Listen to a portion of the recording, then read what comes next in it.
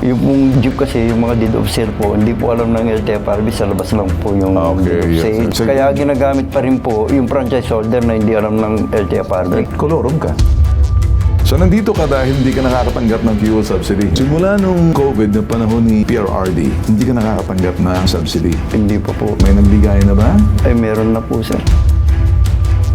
Sabi po ng land bank, pangalan pa po ng franchise holder yung card, yun po yung dapat kukuha po. So hindi ikaw kasi nasa pangalan nung dating ng may-ari ng prangkisa. Yes po. Naka-base po kami sa franchise po. Kung kanino po nakapangalan yung prangkisa based po sa aming records, yun po ang maisasama po dun sa mga beneficiaries ng fuel subsidy. Ako hindi ako makikialam, pinafacilitate ko lang. Pambansang Sumbungan, Bitag Helpdesk.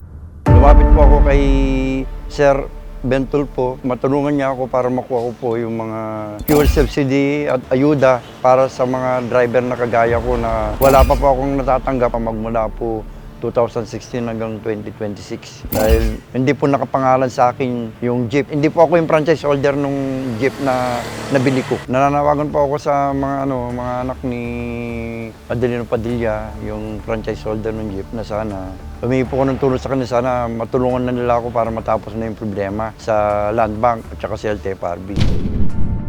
Sir Ben, Sir Carl, sana matulungan niyo po ako sa problema ko po nito. Maraming salamat po.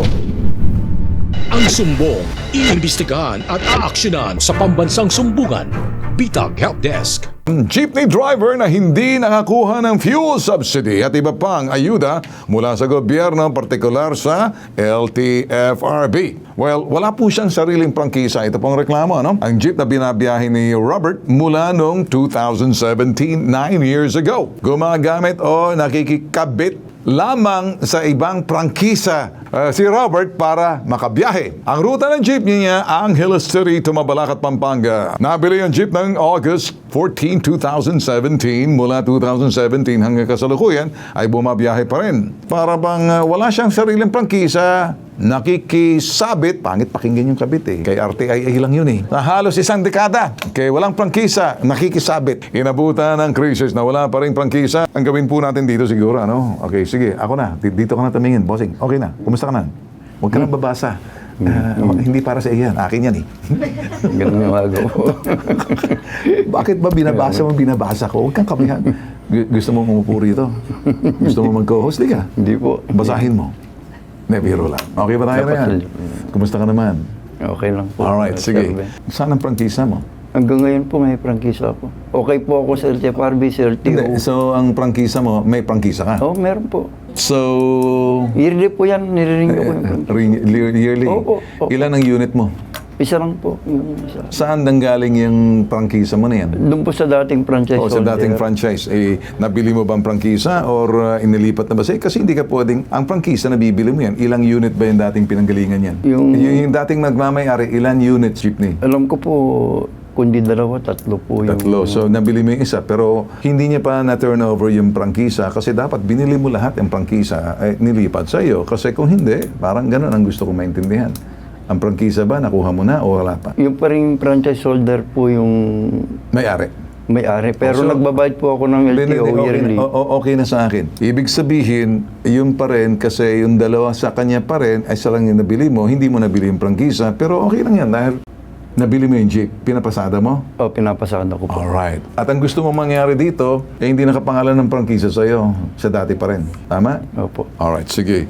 So nandito ka dahil hindi ka nakakatanggap ng fuel subsidy, lalo na itong crisis na to. May nagbigay na ba? Meron na po, sir. Nung COVID time po, at saka etong latest ngayon, yung crisis nga sa diesel, Okay. hindi ko po nakukuha yung ano. So simula nung COVID na panahon ni PRRD, Opo. hindi ka nakakatanggap ng subsidy. Hindi pa po. Gusto mong makakuha ng fuel subsidy, kaya lang ang subsidy yan napupunta lang doon sa dating may-ari.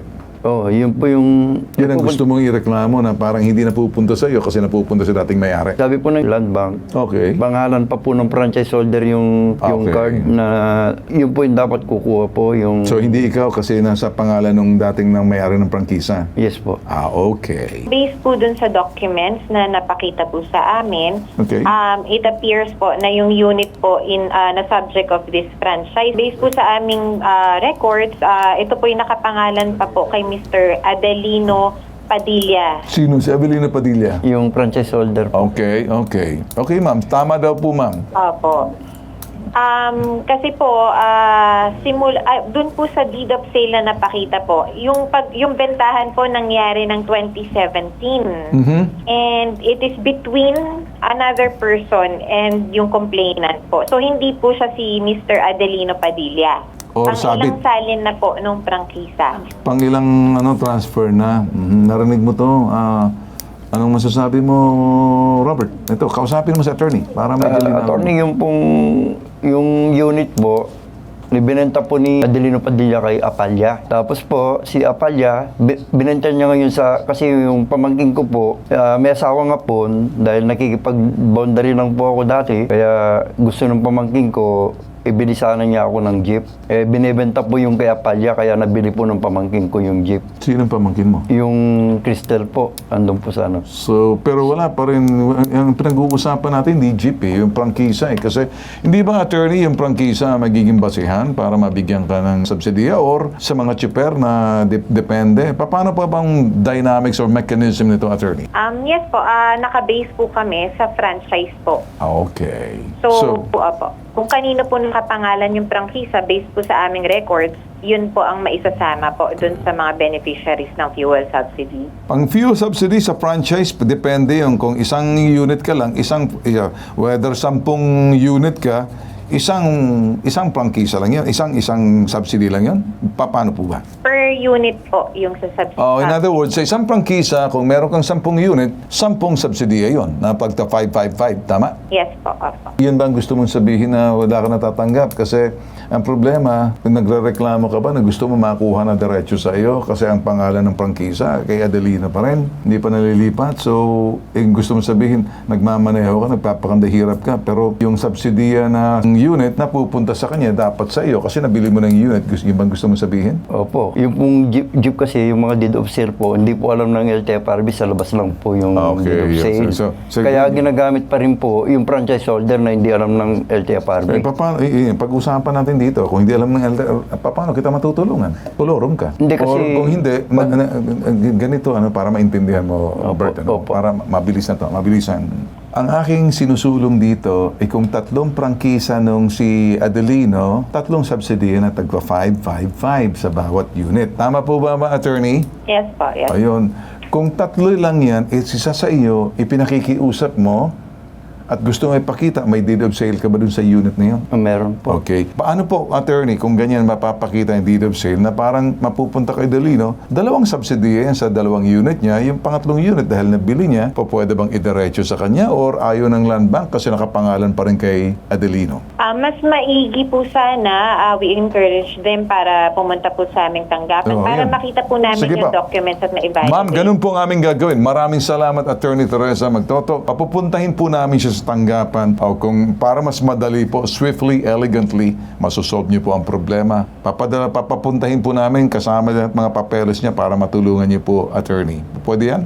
Apo. Okay, thank Yes you so po, Apo. Thank you so much, Attorney Magtoto. Para matulungan ka, hayaan mong LTFRB, yung isa, may lipat sa iyo. Kasi kung kikilalanin na, hindi ako makikialam, pina-facilitate ko lang na masolusyonan ang problema mo. Bibigyan ka naman ng endorsement letter, eto na, sasabihin, kinausap ka na namin, kung ano sinabi ni Attorney Magtoto, yun ang gagawin. Doon ka magpapaliwanag para matulungan ka. Kami, magpa-facilitate lang. Oh. Daan lang kami sa solusyon ng problema, hindi kami ang solusyon ng problema.